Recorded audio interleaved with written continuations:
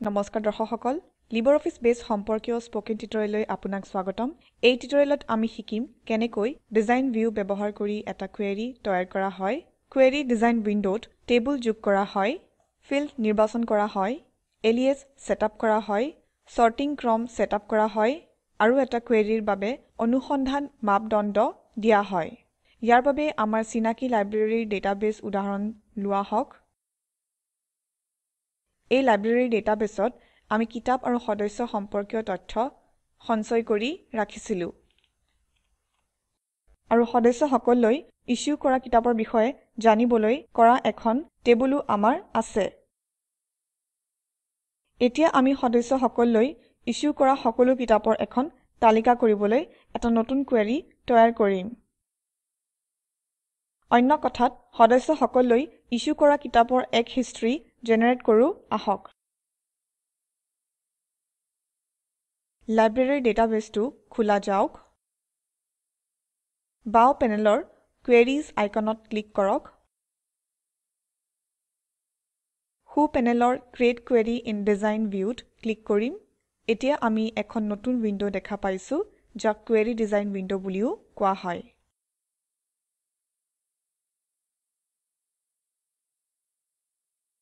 ওপৰত আমি এখন সৰু পপআপ উইন্ডো দেখা পাইছো য'ত কোৱা হৈছে এড টেবল অৰ কুৱেৰি ইয়াতে আমি কুৱেৰিৰ বাবে ডেটাৰ উৎসৰ পৰা বৰ্ণনা দিম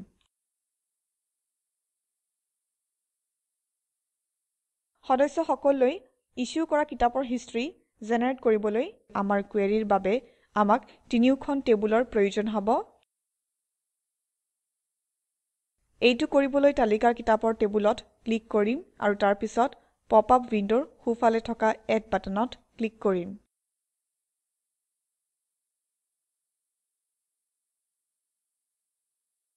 একেধৰণে বুক ইছ্যুড টেবুল আৰু মেম্বাৰ্ছ টেবুল যোগ কৰিম এতিয়া আমি দেখা পাইছো যে তিনিওখন টেবুল বেকগ্ৰাউণ্ডৰ কুৱেৰি ডিজাইন উইন্ডোত ওলাইছে এতিয়া আমি পপআপ উইন্ডোখন বন্ধ কৰি দিও ইয়ে কুৱেৰি ডিজাইন উইন্ডোক সন্মুখলৈ লৈ আহিব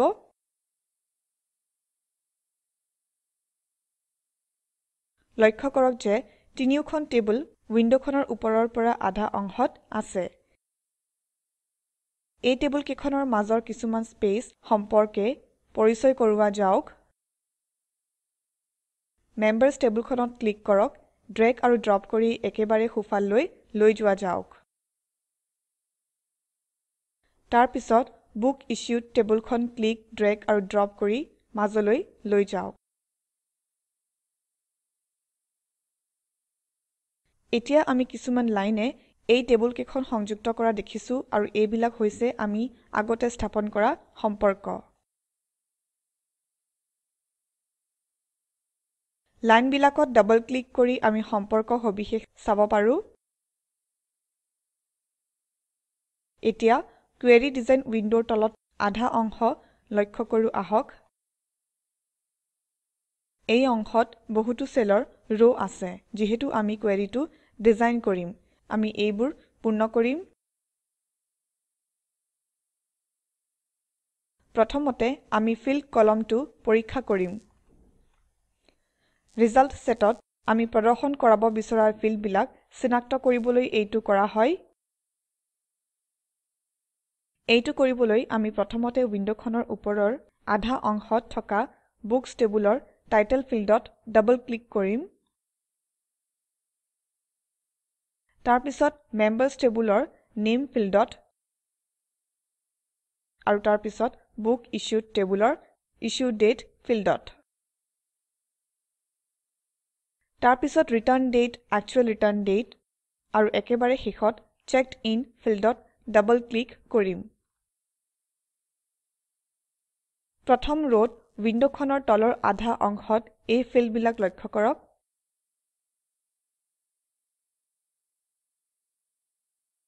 তৃতীয় ৰত সম্পৰ্কিত টেবুলৰ নামবিলাকো লক্ষ্য কৰক ইয়াৰ পিছত দ্বিতীয় ৰত থকা এলিয়াস লক্ষ্য কৰক ইয়াত আমি নিৰ্বাচিত ফিল্ডৰ বৰ্ণনাত্মক নাম ভৰ্তি কৰিব পাৰো গতিকে ছবিখনত দেখুৱাৰ দৰে এলিয়াছ টাইপ কৰো আহক এলিয়াছৰ কামখিনি সম্পূৰ্ণ হ'ল ইয়াৰ পিছত সৰ্ট ইয়াক মন কৰক ইয়াত আমি ৰিজাল্ট সেটৰ ক্ৰমটো নিৰ্ধাৰণ কৰি দিব পাৰো যেহেতু আমাক ইছ্যু কৰা কিতাপৰ এটি হিষ্ট্ৰী লাগে আমি ইয়াক সময়ানুক্ৰমিকভাৱে সজাম ইয়াৰ অৰ্থ হৈছে ৰিজাল্টবোৰ আমি ইছ্যু কৰা তাৰিখ অনুযায়ী এছেণ্ডিং ক্ৰমত সজাম ইয়াৰ বাবে ইছ্যু ডেট ফিল্ডৰ অধীনত থকা চৰ্টৰ ৰ খালী চেলত ক্লিক কৰিম এতিয়া এছেণ্ডিঙত ক্লিক কৰো আহক ঠিক আছে পৰৱৰ্তী ভিজিবল ৰটোলৈ যোৱা যাওক ইয়াত আমি নিৰ্বাচন কৰা ফিল্ডবিলাক চেকিং বা আনচেকিং কৰি সেইবিলাকৰ ভিজিবিলিটি সেট কৰিব পাৰো লক্ষ্য কৰক যে ডিফল্ট হিচাপে এই সকলোবিলাক চেকড হৈ আছে ইয়াৰ পিছত আমি ফাংচনৰ ৰটোলৈ যাম কমপ্লেক্স কুৱেৰি তৈয়াৰ কৰিবলৈ ইয়াক ব্যৱহাৰ কৰা হয় এতিয়াৰ বাবে আমি এইটো এৰাই যাম আৰু এতিয়া আমি ক্ৰাইটেৰিয়ন ইয়ালৈ যাম ইয়াত আমি ৰিজাল্ট সেটটো সিম্পল অথবা কমপ্লেক্স মাপদণ্ড হিচাপে সীমাবদ্ধ কৰিব পাৰো উদাহৰণ স্বৰূপে আমি সেইবোৰ কিতাপৰ বাবে কুৱেৰি কৰিব পাৰো যিবোৰ ইছ্যু কৰা হ'ল কিন্তু সদস্যসকলে ঘূৰাই দিয়া নাই ইয়াৰ অৰ্থ হ'ল অকল সেইবিলাক যিবিলাক ঘূৰি অহা নাই গতিকে চেকড ইন ফিল্ডৰ অধীনৰ এই ৰৰ খালী চেলত ক্লিক কৰো আৰু ইকুৱেলছ 0 বুলি টাইপ কৰো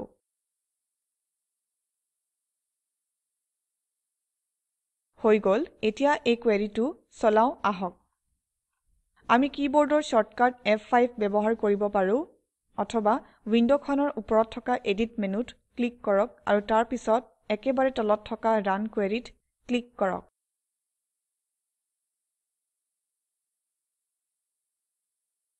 উইণ্ডখনৰ ওপৰৰ আধা অংশত কিছুমান ডেটা দেখা পাইছেনে এইবিলাক হৈছে আপোনাৰ কুৱেৰিৰ ৰিজাল্ট লক্ষ্য কৰক যে আমি ইছ্যু কৰা তাৰিখ অনুযায়ী সদস্যসকললৈ ইছ্যু কৰা কিতাপৰ এটা হিষ্ট্ৰী দেখা পাইছো আৰু লক্ষ্য কৰক যে ইয়াৰ এখনো কিতাপ ঘূৰি অহা নাই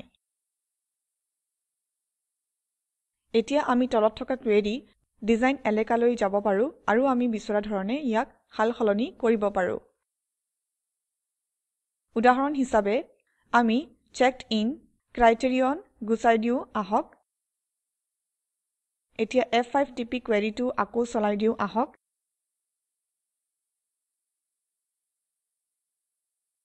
এইবাৰ আমি কুৱেৰিটোৰ পৰা অহা ডেটাৰ এখন দীঘল তালিকা দেখা পাম ইয়াৰ পিছত Ctrl S টিপি কুৱেৰিটো সেভ কৰিম ইয়ে এখন সৰু পপআপ উইণ্ড খোল খুৱাব ইয়াত আমাৰ কুৱেৰিটোৰ বাবে এটা বৰ্ণনাত্মক নাম দিম গতিকে টাইপ কৰিম history of books issued to members আৰু তাৰ পিছত OK বাটন টিপিম আৰু উইণ্ডখন বন্ধ কৰিম মেইন বেছ উইণ্ডত কুৱেৰি নামত ডবল ক্লিক কৰি এই সেভ কৰা কুৱেৰিটো খুলিব পাৰি গতিকে দেখা গল যে ডিজাইন ভিউ ব্যৱহাৰ কৰি আমি সফলতাৰে এটা কুৱেৰি তৈয়াৰ কৰিলো আপোনাৰ বাবে এটা এছাইনমেণ্ট নিশা শৰ্মা নামৰ সদস্য গৰাকীলৈ ইছ্যু কৰা কিতাপৰ এখন তালিকা জেনেৰেট কৰক তালিকাখন ইছ্যু কৰা তাৰিখ অনুযায়ী সময়ানুক্ৰমিক হ'ব লাগিব এইখিনিতে লিবাৰঅফিছ বেছত creating queries in design view সম্পৰ্কীয় টিউটৰিয়েলটো অন্ত পৰিছে সাৰাংশ হিচাপে আমি শিকিলো কেনেকৈ ডিজাইন ভিউ ব্যৱহাৰ কৰি এটা কুৱেৰি তৈয়াৰ কৰা হয় কুৱেৰি ডিজাইন উইণ্ডত টেবুল যোগ কৰা হয় ফিল্ড নিৰ্বাচন কৰা হয় এলিয়াছেছ সেটআপ কৰা হয় সৰ্টিং ক্ৰম সেটআপ কৰা হয় আৰু এটা কুৱেৰিৰ বাবে অনুসন্ধান মাপদণ্ড দিয়া হয় spoken tutorial project talk to a teacher প্ৰজেক্টৰ এটা অংগ ইয়াক national mission on education through ICT MHRD government of ইণ্ডিয়াই সহায় কৰিছে এই প্ৰকল্প spokentutorial.org এ কোঅৰ্ডিনেট কৰিছে এই সম্পৰ্কত অধিক তথ্য এই লিংকত পোৱা যাব এই স্ক্ৰিপ্টটো আগবঢ়ালে পল্লৱপ্ৰাণ গোস্বামীয়ে আৰু এয়া আছিল মৌচুমী মেধি আই আই টি বম্বেৰ পৰা অংশগ্ৰহণৰ বাবে ধন্যবাদ